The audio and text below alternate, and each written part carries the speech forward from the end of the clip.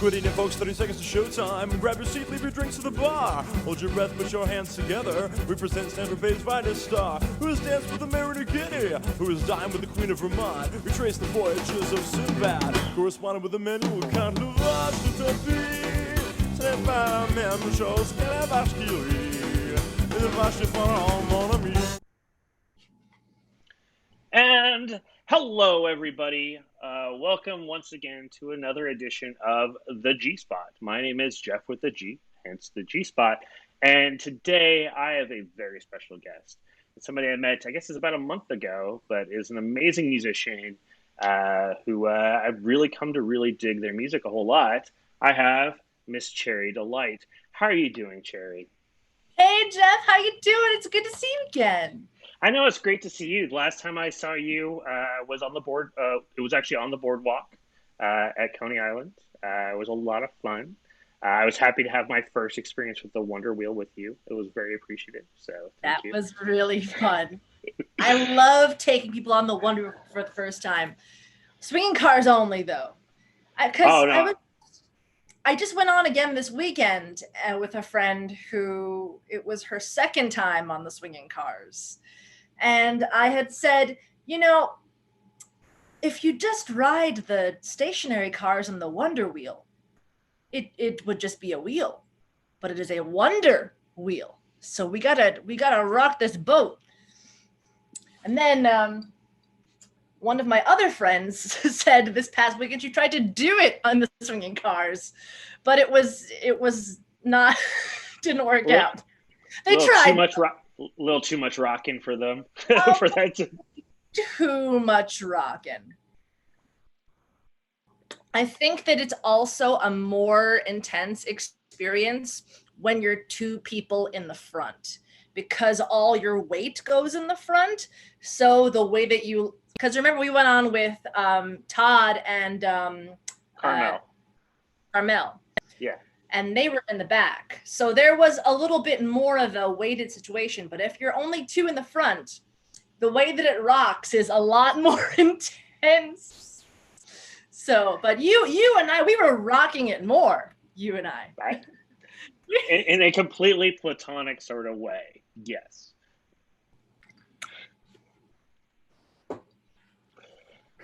Just two weirdos living life and loving it. That's it.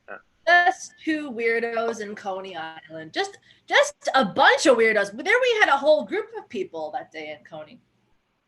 There was a whole gaggle of freaks. I'm guessing I'm trying to think what would be the best terminology of freaks. Like a clown car of freaks, maybe. I'm trying to think what would be the good grouping name. I'm not sure. And Keita St. Cyr's in the chat. Hey, Keita. Keita! Yeah. Oh, Keita! My precious baby.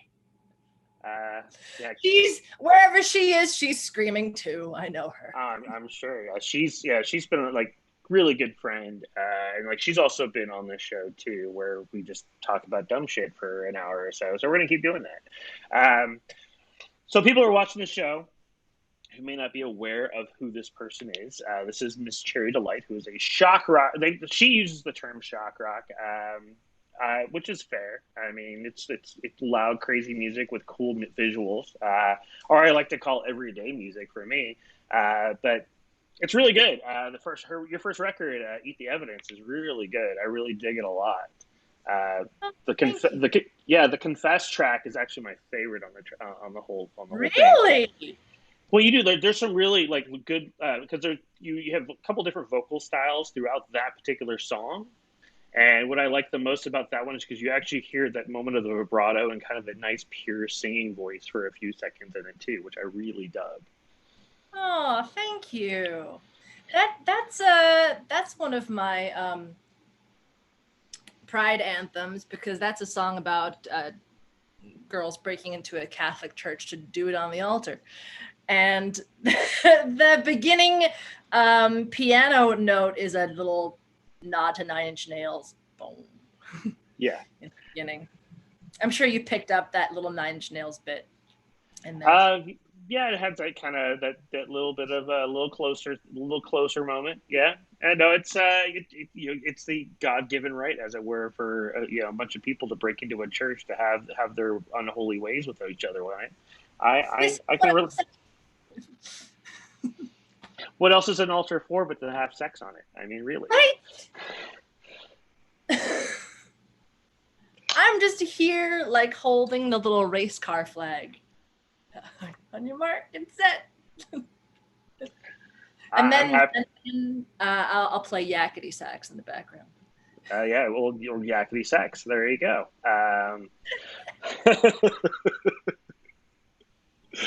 But yeah, so people, Tinian, underneath you, I actually do have your Instagram handle and the website for people to reach out all the stuff you have going on, because you've been a busy beaver with this whole pandemic with all your music stuff, which I think is amazing.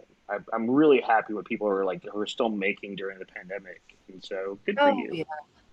I was really, really bummed out for a long time.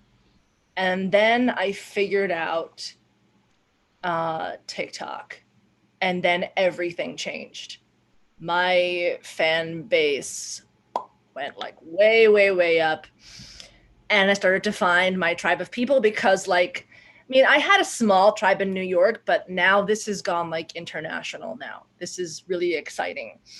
I am getting close to, do I have 82,000 on TikTok now? Something like 82,000 or about to be 82,000. And it's really, really cool. I've made some amazing connections. Tomorrow, well, I just had a single come out last Friday, and it's been doing really well. And the music video premieres tomorrow in Fangoria. That, what is life, Geoff? I don't know. I don't know that either. That is probably the coolest thing I've heard from somebody that I kind of know have ever happened to them. So, congratulations. It doesn't feel real yet. It's going to feel real once I actually log on to the website and I'm like, oh, that's me. Wow. I will be watching it first thing as soon as it becomes available. So, because I love the also, it's another great track that I really dig. So, My Altar is really good. I really like it a lot. Thank you so much. I really love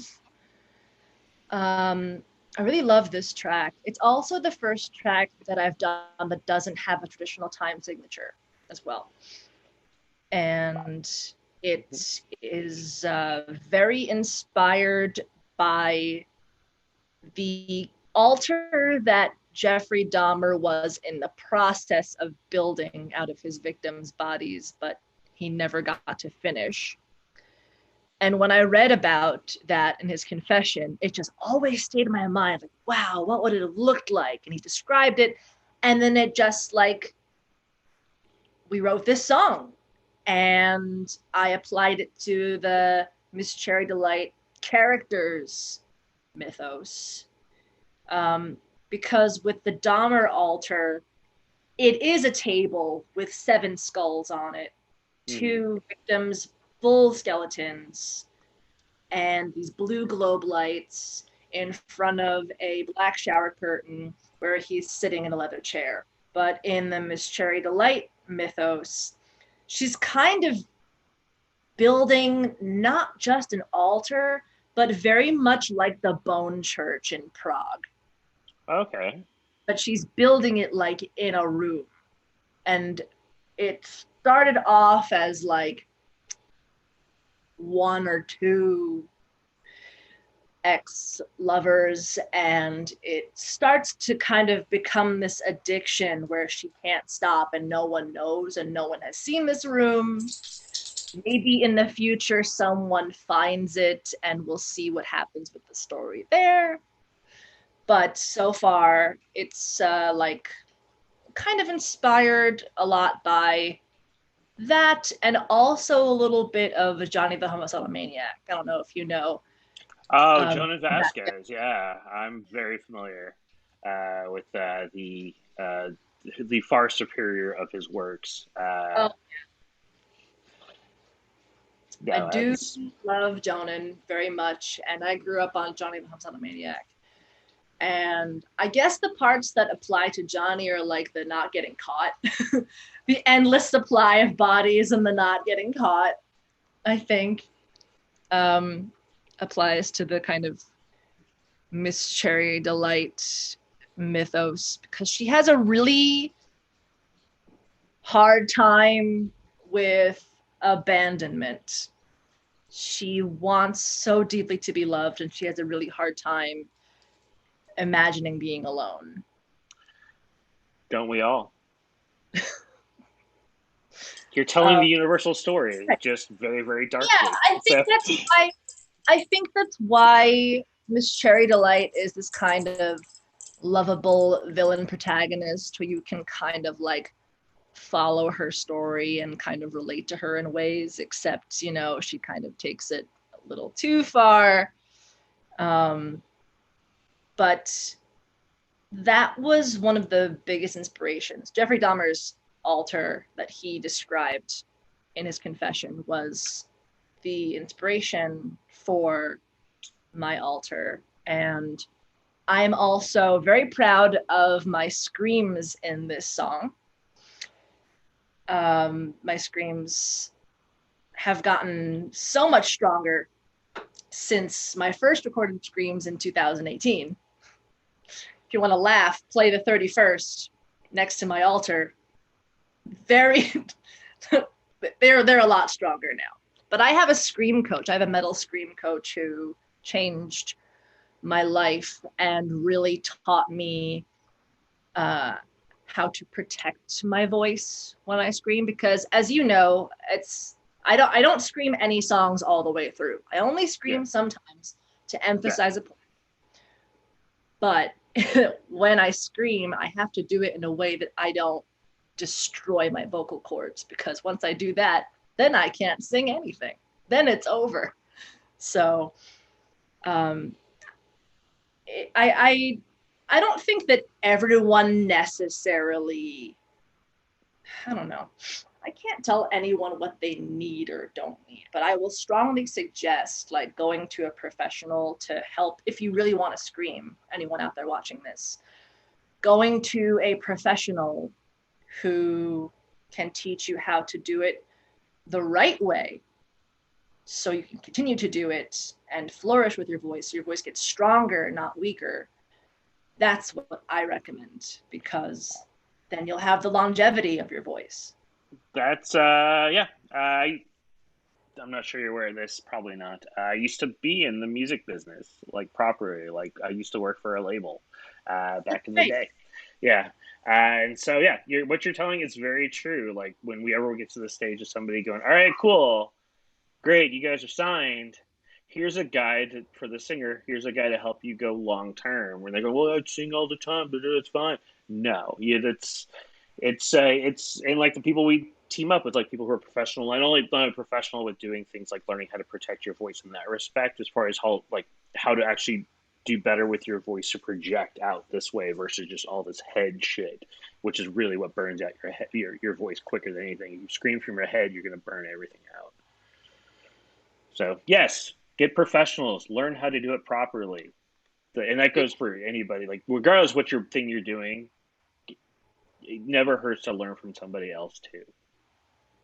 Yeah, totally. And I mean, it's funny because everyone thinks that you have to be really, to tap into finding your scream, you have to get really upset and you have to get really angry or think of something that makes you upset. It's not true at all. Not at all. In fact, that couldn't be more wrong. Like, the most important thing to do when you're screaming is to just completely relax. Like, don't even think of anything. There's a real zen to finding your scream. And I found it even more when I stopped trying to sound like every other screamer out there.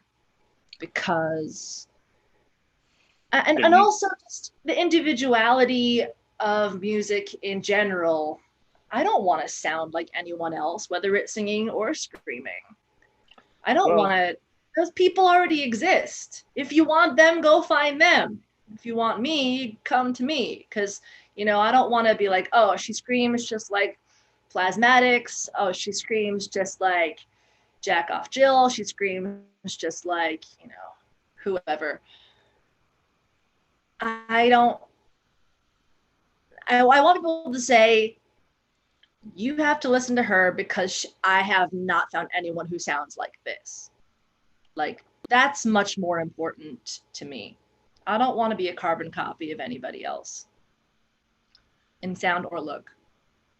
And near as I can tell, through my weird Rolodex, while there might be there's natural similarities between lots of stuff. That's just how it is.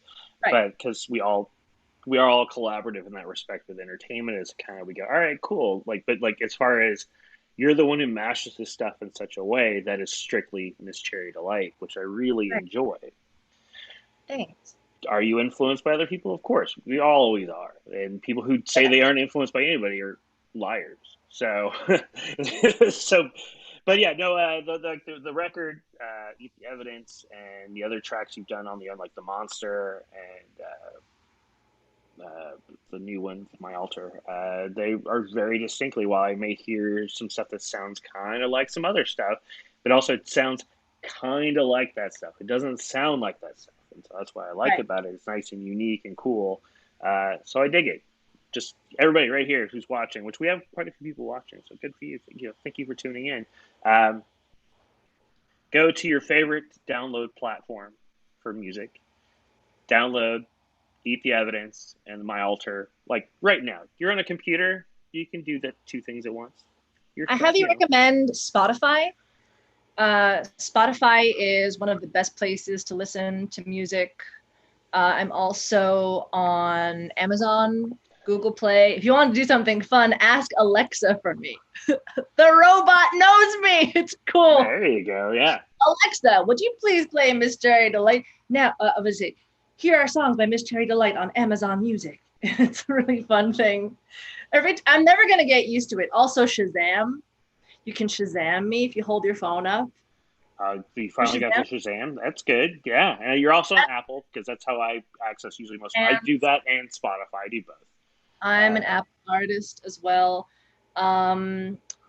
Please subscribe to the Miss Cherry Delight YouTube channel, because then it will tell you when my music video is also going to be on the channel, as well as lots of upcoming things there. YouTube, Spotify are the most important ones. And I would say, the Patreon's really important too. Of course, yes. Patreon.com /Miss Cherry Delight. Do that. Miss Cherry Delight official. Oh, official. Fancy. Just for the record, because somebody put this in the chat, I'm going to do, Alexa, play Miss Cherry Delight. We're going to see if somebody else's Alexa will pick it up. Who's watching? Somebody actually says my Alexa didn't hear you, so I'm going to try it. Because it'd be funny. Get somebody's music playing in the background, and like when they're watching. So yeah, Miss Sally Cinch, who's an amazing sideshow performer from out of the Baltimore, D.C. area. So oh my gosh, Sally! Yeah. Hi, Sally! Hi! Sally has known me for a long ass time. My God, she's watched the whole evolution of when I was little baby, like Cherry. Like, what's going on? I kind of have an idea with what I want to do. And then, like, she watched me go through all of it. It's funny, we were just talking on Facebook the other day about this. It's great. No, and she says hi back, so there you go. So. Oh my God. I haven't seen her in a long time in person. Yeah, that's a lot of people. Like, I haven't seen them in a long time in person. It's just the pandemic. But also how it works. pandemic, and I mean, I'm vaxxed. I'm ready to roll. I already booked my first show, and it's gonna be in Brooklyn at Gold Sound on July 31st. So I am very, very excited to get back on stage again. I can't wait to see my band. I haven't seen my bandmates in so long.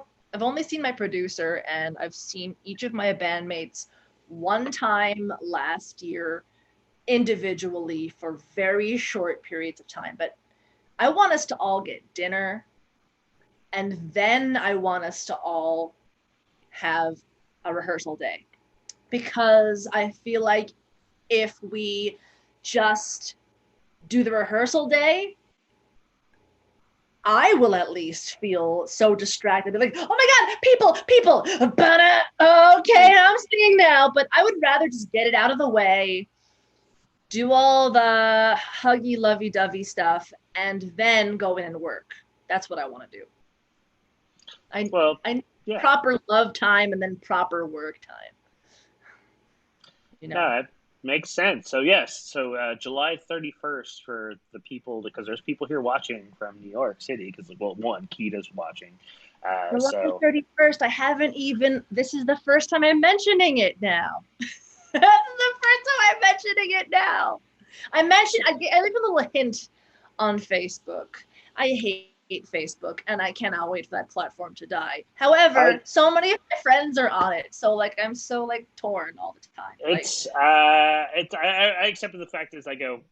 It's the thing that will always exist, just because it got to that state now.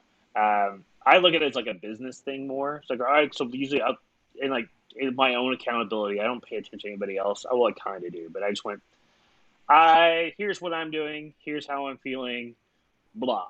And I'll just let it sit. I'll just let it fly. I don't care what everybody else. I'm more of a writer versus a visual artist, like pictures and stuff. So that's why I'm not huge in like Instagram or TikTok, because I can't think in that moment. But I can write like a motherfucker. But nobody goes to Tumblr, so. Mm-hmm.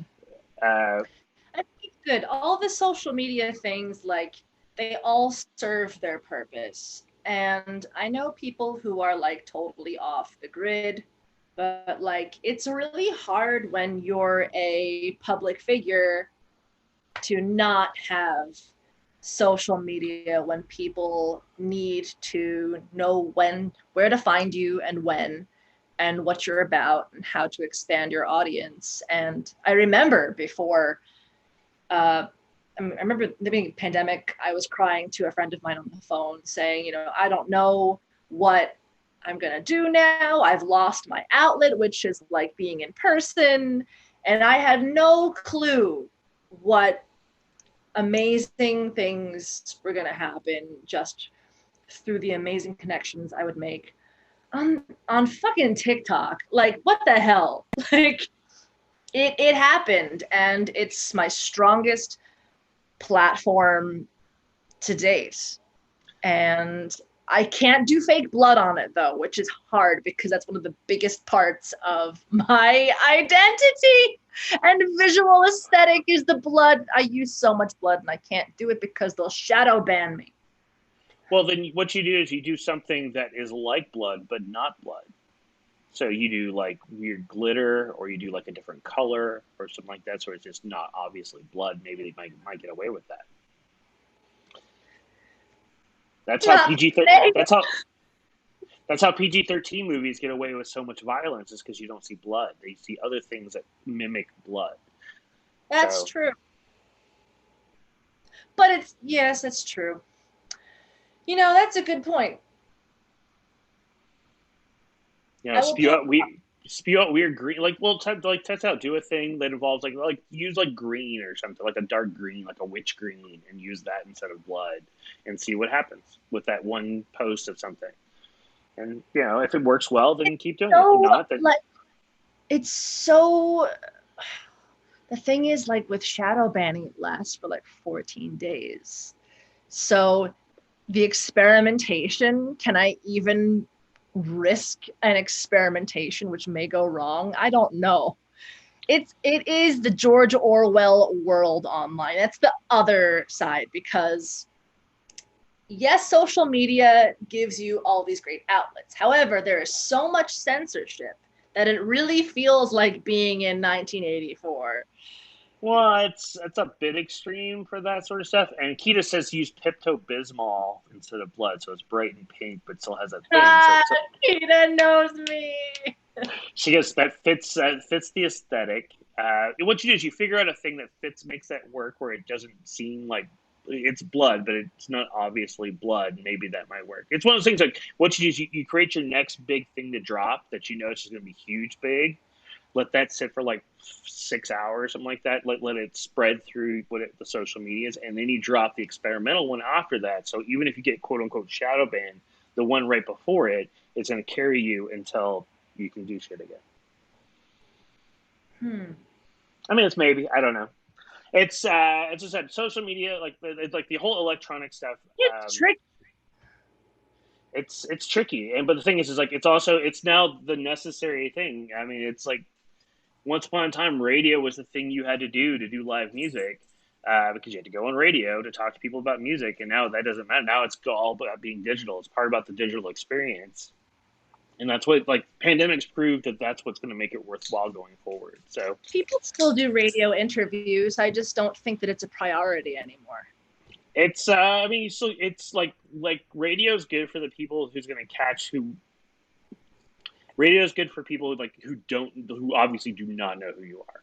That's like the best person to catch somebody new. Like, all right, cool. Here's a cool weird thing. Oh, who is this? I don't know. Like things like digital and stuff like that is so fine tuned and honed. Like people who are watching now are people who know you, who are either already know you, or it's people who are at least know your brand or literally or a little bit of my brand. So it's all laser focused. Radio is a lot more of a here's out in the world, let's see what happens. Like going like the Tonight Show. It's like, all right, cool, we're gonna go out in the world and see what happens. But Yeah, I want to do it that. that would be cool. Don't get me wrong, I would like love to do that. Like my other show I do here on the network, The Devil's Hour, I model after late night talk shows. So uh, that I would love to go on it. Do that like legit and live again because that's how you started with was doing it live on stage where I'd bring different acts and I'd interview them just like a late night talk show. If you were to do a late night talk show, what would you bring? As far as what do you mean? Why would it make it worthwhile for me? What would I No, bring no, different? no. What would you perform Oh, on a live? if I was just a guest segment. Yes. Um, Probably the thing I'm most known for, at least the first step, is the fact is I tell a story. I I actually tell a very touching story about how I came into being in this business that involved that involved like death of my late wife and how I did stuff. But as I tell the story, I'm attaching mouse traps all over my body and face to help illustrate like basically punctuation points. Here's a big thing that happened. Here's a big thing that happened. And it ends with me taking it, basically going, doing a cheers with everybody, mousetrap on tongue, taking a drink. That would at least be the first one. Because I figured How do you swallow a drink with a mousetrap on your tongue? Do you want to see it? Yeah.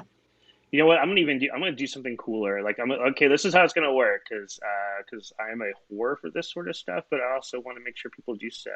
I actually have a thing. So on my little Twitch channel, I actually have a robot that talks, and so what I'm gonna do is I'm gonna have them put the request out. It helps if I type it correctly. Because I used to do this at bars. In fact, I did bars this week, where I would do shots with mouse traps, but people would buy me drinks all night. That's how it works. Part of my bar tricks. So I literally just put a thing saying, if people want to Venmo me, I will do the sideshow shot, which involves a mouse trap. Because if I'm going to do it, I might as well get paid for it, right? That's right. Hey, you did that too for the Coney Island live stream, right? I did. I applied mouse traps all over my face during that, but I was just doing like that's just, I do that in general. But like the if I went on the late night talk show, I'd actually do the thing where I tell the story. Like this is also the routine I did for the Hoots, for the Southern Touch of Hootenanny before the pandemic. That's how I got onto that show. Was basically I just told the story, how I I got to be at the Hootenanny is really what it was. Because I fell in love with Sideshow after my wife died. And so from then, I just basically became my mission to kind of do stuff and more stuff. And now, as with the pandemic happened, I started doing stuff online to talk to people about all sorts of stuff because I hate being alone. And the whole things of abandonment and all that stuff, like the Miss Cherry Delight character. Yeah. I kind of went and did stuff online, less to be. It's not so much me to go, hey, look at me. It's more like, hey, I'm not alone. Even I can pretend for a minute. And so that's how it started. And then, but it also gives me opportunity to talk to people and be stuff. Like I kind of knew Keita before, but I didn't get to know her well until I did this stuff. And so I went and then going up to New York and meeting you, getting a chance to meet you and all these other people, just stumbling my way into these weird friendships and weirdodness. So, cheers. Cheers. What other sideshow stuff do you do?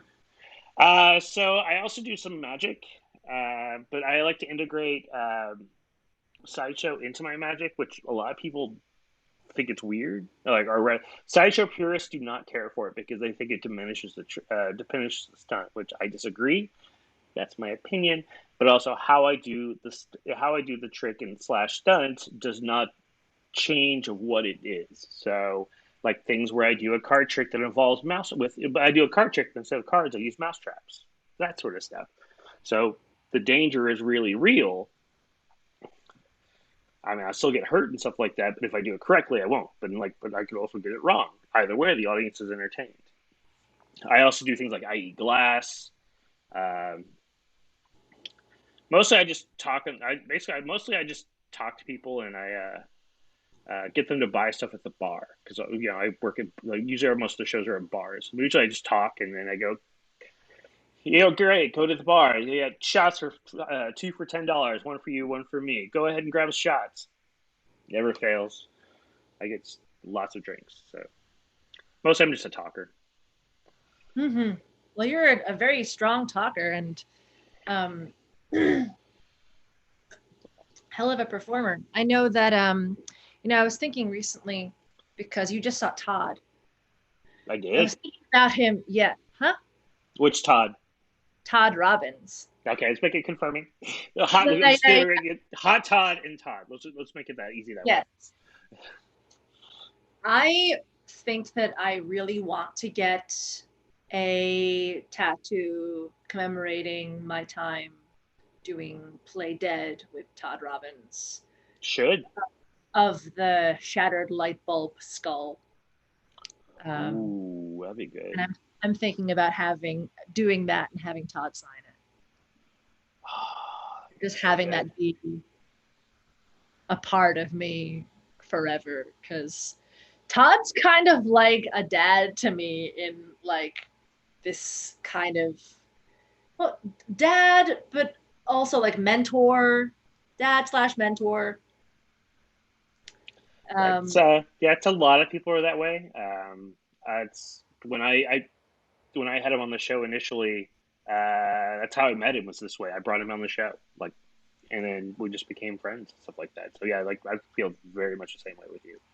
I have a bunch of unofficial parent/mentors. I feel very lucky, but I would say that Todd is probably the main one.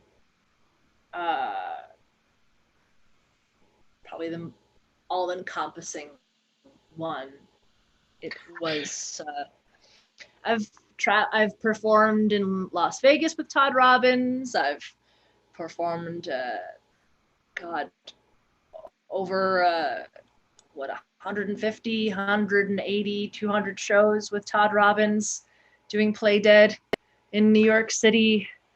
That was, and working with Teller and Todd, and working one-on-one with Johnny Thompson was amazing. It's funny because when people go to show me magic, I just have to be very real with them, and I have to say, listen, I have worked with the greatest magicians in the world. That's fair. So if I am not If I am, I don't know what you're gonna do, but if I'm not flabbergasted right away, it does not mean that you're a bad magician. I have worked with Johnny Thompson and Teller and Todd Robbins and all these people. I know Bizarro very well, who is a consultant for David Copperfield, and I know Matt Holtzclaw, who's a consultant for Teller, and I know Teller. So it's just fair. let you know, I have high magic standards. No, it's fair. I love magic in general, and usually I'll go to places like my favorite thing is to go to magic shops and ask the guy what's his favorite trick, and then see what they do. And so that's a good one too. Because I always like that, because that's the thing they're most passionate about. So regardless of how it goes, I always enjoy it. 9 times out of 10, I usually buy the trick, because if they're passionate about it, I'll buy it. I do have the Harry Anderson voodoo needle. Mm. Do you know that one? You know Harry Anderson, right? Okay. Oh, he's most famous for being the judge on Night Court. But before then, he did. Yeah, but he used hold to on, do a lot. my partner Bear's watching, so I'm doing this with him. Do. Okay, that was just for him. No, but literally, but before he started doing that, he would be he was literally the con man bar magician sort of guy, and so it's all about the hustle. And so he actually did a thing that involves a huge needle like this big. It's locked away in my trunk. I thought I'd bring it out, and he would put it through his arm, and then bring it out. Of course, it's real. It's not real. I don't know what you're talking about. It's all real, but no. I think of but when it comes to needle things, I know Zamora and a lot of the pain-proof people too. So it's you can't do trick needles like that. What about all the awesome pain-proof? I have blood from Zamora actually, who he stuck this through his. I can't. It's on my wall by my altar, but I have. No, it's fine. No, I've seen Zamora do a lot of his stuff. So yeah, I've seen him. I've seen him live twice. But yeah, no, But the fact is, a lot of stuff I learned how to do was these weird bar trick magic sort of stuff, and so it's more about the ha ha ha fooled you magic versus a legit thing. But Harry Anderson was always a big hero of mine for that sort of stuff. And Todd Robbins does a lot of that weird bar magic stuff, because he has this book, The Modern Con Man, which talks about all these weird bar magic tricks. Yes, I love that one.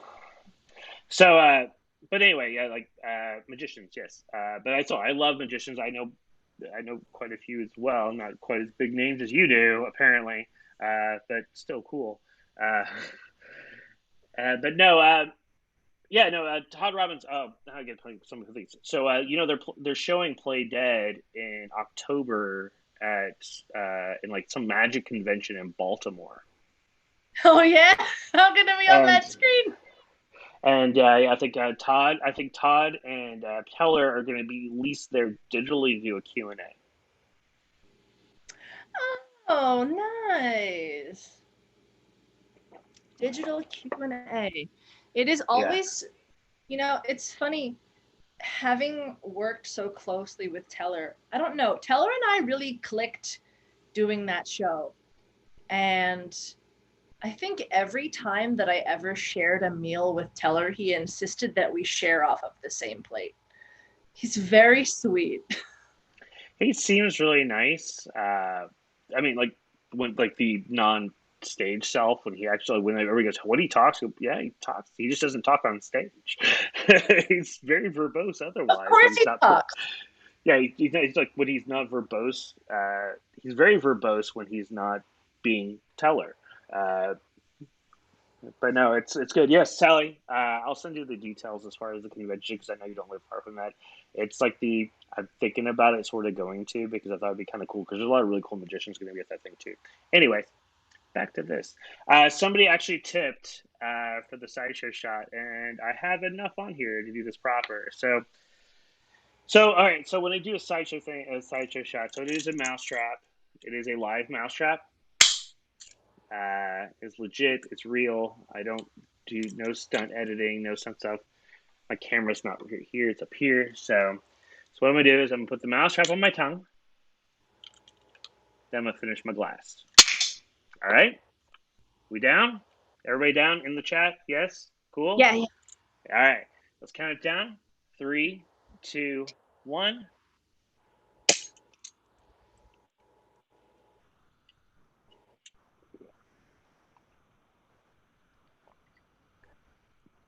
Whoa! You did it!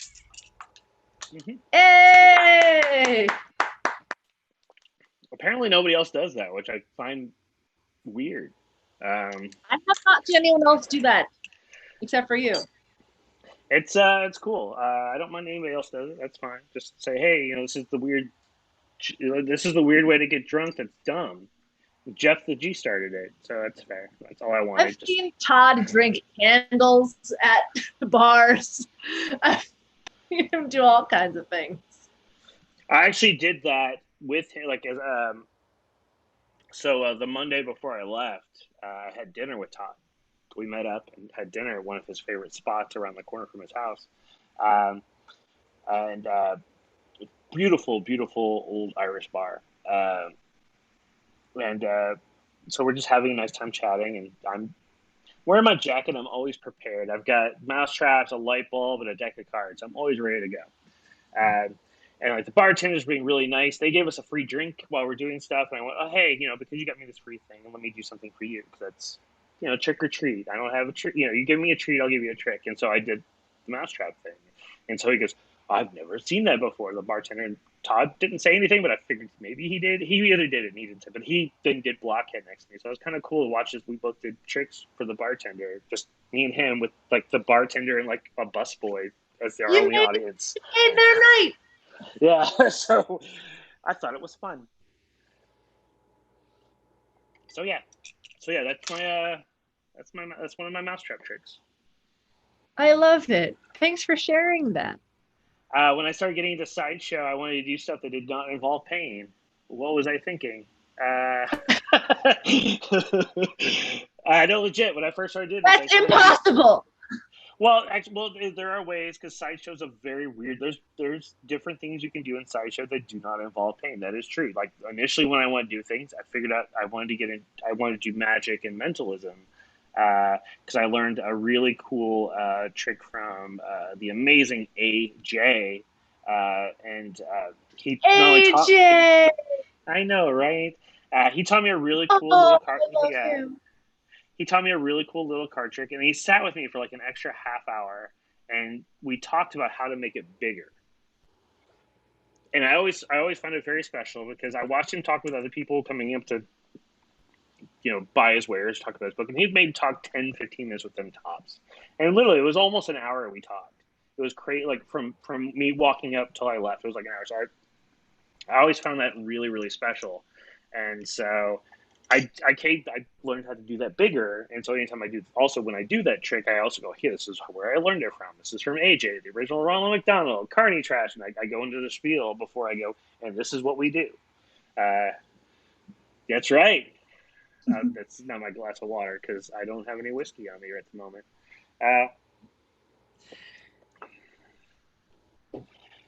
But yeah. So that's what I started doing initially, and then we were doing a photo shoot for my sideshow group, the Trash Fire Sideshow, that you can actually see one of our buttons. Trash Fire, yeah. Oh, Trash Fire. Trash Fire Sideshow. That's a nice, solid name. Isn't it? No. Yeah, and like our button, because Patrick saw me up there at the Freak Bar, and he liked the button so much, because that's a really cool name. And so it's on the wall there at the Coney Island Freak Bar. Oh, yay. So yeah, and I don't know where I was going. But yeah, when I first started doing it, I was just going to be the guy who's going to host and talk, because that's the one thing I know I could do fresh into the business. I go, can't do a lot of tricks, but I know I can talk. And then after a while, I need to do something. And so I figured magic and mentalism would be the least dangerous. And then a photo shoot, I learned how to take a mousetrap. And then from there, there's still some shit I won't do, but I'm not going to do the needle or anything like that. Well, I Me neither. might. I don't know. Maybe. Uh, Todd oh, taught me how to eat fire. I eat fire. I haven't eaten fire that's. in a long time. I'm not. I don't like being hot, and so I'm just not down for that. Just like the idea of having flame near me, I just go, ugh. I just want to like take a cold shower. I It's want to pretty figure out. liberating, I will say. And Yeah. like when it comes to like the if you know, fire is I mean, I'm not a sideshow performer anymore necessarily, but I'm sure that my fire eating will come in handy with my shock rock antics. Oh, I'm sure. Yeah. All right. So, Kita, am I wearing a Miss Cherry Delight lyric on my hat? If I am, it's not intentionally. It's sinners or winners. Uh, Get on your knees. What's done is done. Sinners are winners, so you won. it's actually from Black Cult, is where I got the hat from. But it's fair. But I also thought it was a nice, appropriate hat to wear for today with such a person who kind of I get and who kind of gets me in a weird sort of way. So yeah, Fun I fact just that shirt and that hat actually was what what inspired the lyric. that's fair. Sinners are winners. So yeah, the line is in Confess is get on your knees. What's done is done. Sinners are winners, so you won. I did say it's my favorite song off of that first record. So No one ever says Confess, so I'm just like flabbergasted and so delighted that that one is your well, favorite. it's like one of like literally because it has such a weird shifts all throughout it, and the fact is you have that moment where a lot of stuff you have that good rock, like you have the good rock star singing in it, and you got some of the screamo in it, but you also have that nice you went to that nice kind of that pure almost little vibrato Classical voice in it train. that's in nothing else in that record, and so I really like it a lot because it's like I mean, like some of the other stuff is fun. Like hashtag bless is like fun as shit, and like other stuff. And so it's like a lot of records really good. I just that song stood out the most because it was the most different in the best possible way. Because it's just you were doing some stuff in that was a little bit different from what everything else was, which I liked. So that's why I said I go like that You. little. I always forget about that song, so thank you for reminding me that that one was a bop. I really dig it. I mean, I can't, but I'm also the guy who doesn't like. I mean, I like hits. Don't get me wrong, but I like buying the record and like really getting into the not hits and getting into the meats of the other songs. So I really enjoy it. And what are you doing, dog? Sorry, the dog. You can probably see my camera shift a little bit. That's because the dog is at the my dog, Show Shinobi. me that dog. All right, give me a second because this is gonna get weird. So that's my dog, Doggy. What's the name? Shinobi. Shinobi. Shinobi. See, his name is Shinobi. He's a Siberian Husky. He's a pretty cool dog. The problem is, it's just that he likes to sleep where I'm talking. So, and like literally, he's butting up against the tripod as I'm trying to do something. So I'm watching the camera go, do do. Let's go. What is that name from, Shinobi? It's Japanese.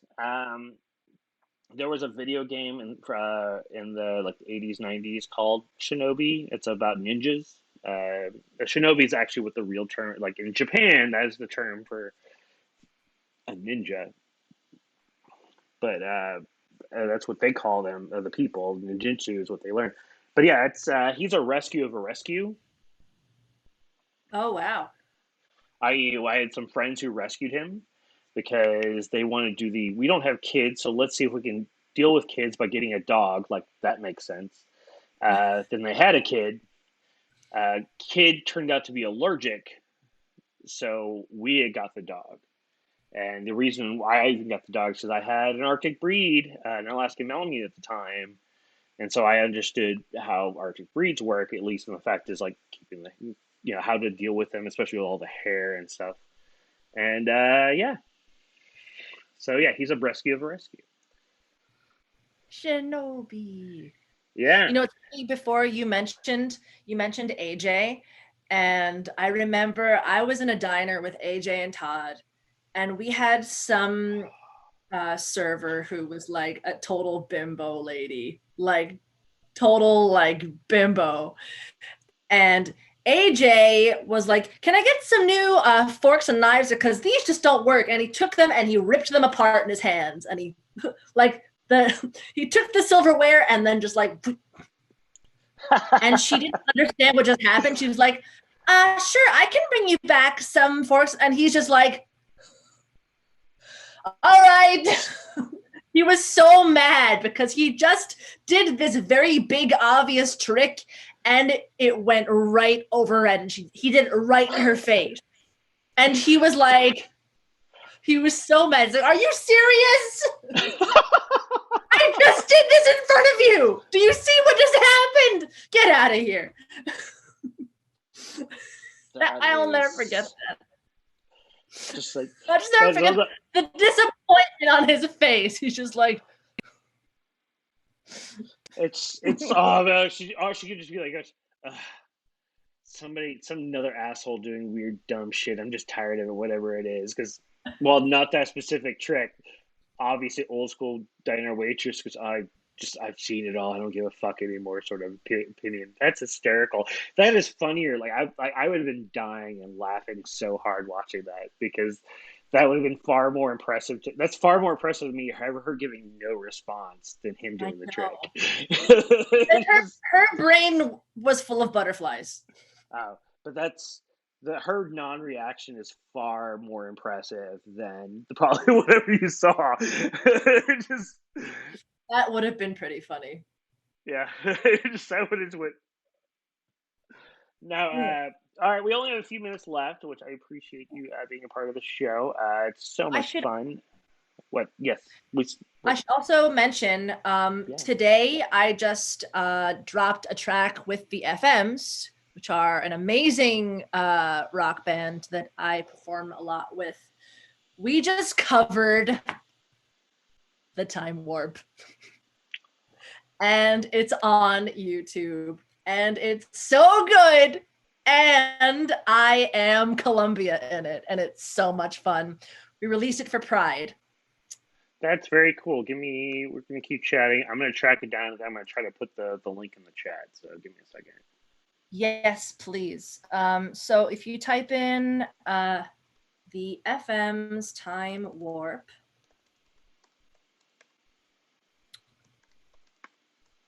Time Warp for Chosen Family Law Center. It's a fundraiser. And we collaborated with them for Pride. And we recorded this in December. And we put together a video. I went up to Ithaca and I helped film them. And I did the makeup for it. And we filmed almost all of it on my phone. And the video celebrates and raises awareness about the beauty of family in all its forms for support. CF, Chosen Family Law Center's nonprofit legal services work for alphabet mafia, polyamorous, platonic, non-nuclear families, blah, blah, blah. Anyway, we did the Time Warp, and it rocks, and it's a fundraiser. But also, I got to be Columbia, and it's very exciting because we nailed this. I'm very excited. There we go. I put the link in the chat, so everybody check that out. I'll be watching it later because we're talking right now, so it'd be inoffensive, and I don't want to spend because to try to set up both Zoom and the Twitch watching for us both to watch at the same time, it's really hard. I don't know how to do it, so I don't try to do that anymore. We're trying to go, all right, cool, you're on the show. I'm not showing anything you're doing because it's just a pain in the ass. No. People can watch it later, but yeah, but I am very excited to share because when I did Rocky Horror before, as the actual musical, I was Riff Raff, and that was a ton of fun. But it was nice to be able to also do Columbia this time because my voice is pretty high, so I could hit those notes. No, that makes sense. Especially because you're doing like classic Columbia versus like the Joan Jett Columbia, correct? Is that correct? Or are you Yeah, trying to little do more Joan? Yeah. I did see Joan Jett do Columbia in person when I saw Rocky Horror Show live on Broadway. And my riffraff is very much the Raul Esparza riffraff Okay. with a lot of his, because he did so many more vocally challenging things with riffraff, because Richard O'Brien does your lifestyle's to it. He goes, I'm your new commander. And then Raul goes, I'm your new commander. And you now are my prisoner. We return to Transylvania. Prepare the transit beam. But that was a lot of fun to do. I mean, Rocky Horror changed my life when I was 14. I saw it. So many things along the way made this. Like you said in the beginning, we have lots of different influences. And it was Yeah. nice to revisit this influence by doing the time warp. A totally, our version of the time warp with Yeah. the FMs. Alrighty, so we're just about out of time. Make sure this is Miss Cherry Delight. Follow her on all the social medias because she's on all of them as Miss Cherry Delight. So that makes it easy. It's going to So Fangoria tomorrow. Fangoria tomorrow. I know I totally am. It's like literally, I'm gonna get up in the morning and I'm like the first thing I'm gonna do is I'm gonna log on to Fangoria and watch the video and then rewatch the video and then I gotta go to work and then I'll probably watch it again once I get home. So everybody do that as well. Make this the most watched video of all time on the Fangoria website. Really So that disturbing. way, So this is the perfect place to put it. yeah, I can't put this video on TikTok. It's there's way too much blood and it looks like found footage, like crime scene found footage. It's really gross. So I'm very excited that Fangoria picked it up. that's good. I completely look forward to it. And when it becomes non-exclusive, I'll throw up my stuff. I'm gonna let Fangoria have their fun because they obviously have a more bigger audience than I do. So I'm gonna let that happen. But thank you so much, Cherry, for being part of the show. Yeah, so we're gonna tune out here. I got other stuff happening on the channel for everybody. We're gonna chat afterwards. Everybody knows who I am. If you want to chat with us, drop me a line separately, not in the chat, and maybe we'll get some people and we'll chat for a bit. So everybody, be safe, be cool, be groovy, and as always, keep drinking.